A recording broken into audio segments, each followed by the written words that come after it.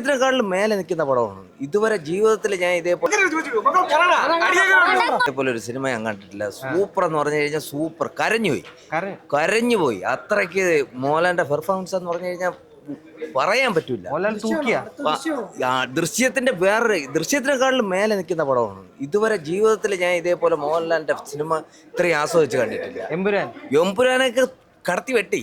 എമ്പുരാൻ ഒന്നുമല്ല, എമ്പുരാൻ വേറെ. ഇത് ഫാമിലി ഓറിയന്റഡ് സിനിമ, ജനങ്ങൾ കണ്ടിരിക്കേണ്ട സിനിമ. നല്ല ഒരു കുടുംബത്തിന് വേണ്ടി അദ്ദേഹം ചെയ്യുന്ന ത്യാഗമാണ് ഈ സിനിമ. സംവിധായകനെ ദൃശ്യത്തിന് മുകളിൽ പടം.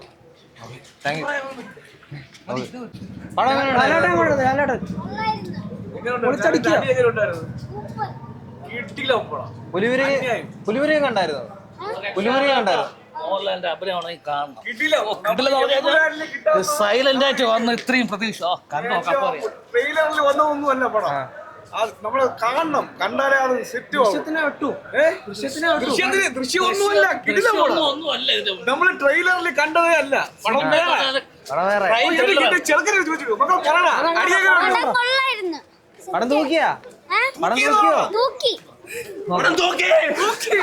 ഇതാണ് ചെക്കിൽ പൊളി പൊളി.